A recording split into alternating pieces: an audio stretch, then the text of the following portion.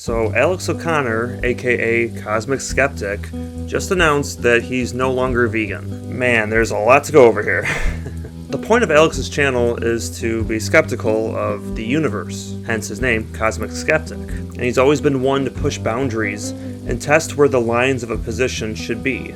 Hearing him always trying to push to see if there's an opening to still be considered vegan while consuming animal products has always been quite alarming to me. So because the definition of veganism that I use is a minimization of, and maybe it's suffering, maybe it's exploitation, that varies too, but to the highest extent practicable. If you have somebody like who's living in northern Canada and it's too expensive for them to import vegetables, and so it is actually impracticable, or maybe they're the diabetic in the situation that we spoke about. And so this person eats animals, but they're eating as little as they practically can. Is that person a vegan? While I understand what he's saying, by greenlighting small areas of exceptions, you're only going to start greenlighting people who aren't in those situations to take advantage and keep harming animals. It's just enabling animal abuse. If by going vegan, you became 3 foot shorter, something like that. Maybe you're a basketball player, maybe this is something that's very important to you. Is that the kind of health requirement that could be taken into consideration? Funny, because based off his last video, he doesn't look like he's shrinking. Granted, he is sitting down, but it doesn't look like he's lost 3 feet of height. After he did his Michaela Peterson interview, I started wavering my faith in him. And what I'm concerned about is just human suffering. And I know, and I'm biased from my experience and from what I've seen. She walked all over the animals and he simply let her. And her position is that you need animals to be healthy. This is the moment he started becoming a pick-me vegan in my eyes. He didn't speak up for the animals in the slightest. He didn't push back at all.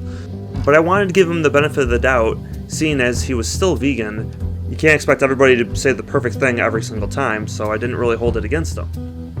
Which is that extraordinary harm and mistreatment requires extraordinary justification. And we don't even have measly evidence, not even a shred of it. What happened to this version of Alex? He was very vague in his health issues, but I'm looking forward to hearing this extraordinary reason he's going to provide to cause extraordinary suffering. But I don't think we have to wait, because we all know such a reason does not exist. There's no health issue that can't be resolved through nonviolent means. And if he's truly suffering, then I do hope he gets better, but I hope he does it without having to kill innocent beings whose only crime was being born a different species than us. It seems like when the going's gotten tough, he's folded like a cheap suit or a lawn chair. Like the Buffalo Bills in the Super Bowl. People have been rewarding him with comments about how brave he is for admitting his failure, how open and honest he is being. But I don't see bravery, and I don't see transparency. I see cowardice, hiding behind health issues that he's yet to even state what they are, to start harming animals again. How can I take you seriously when you disregard the most obvious moral atrocity taking place on planet Earth, and after you took such a hard stance against it? And if this party of inhumanity and moral abhorrence is still going on when I leave this planet, then I'll feel like I've done it a disservice. As if I haven't already done it enough of a disservice by spending 20 years of my life here, contributing to the most ethically obvious moral atrocity currently in operation. How can I even respect your atheism views any longer? To say I'm disappointed would be an understatement. I don't normally care if some celebrity goes ex-vegan, because who cares what one person does? And I don't idolize people for this very reason, because they'll tend to let you down. Alex is the reason I went vegan 3 years ago, so considering he's my vegan father, so to speak, it does seem like a kick in the nuts.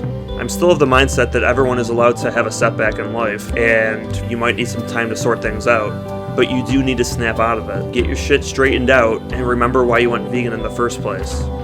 Hi, Dad. Remember!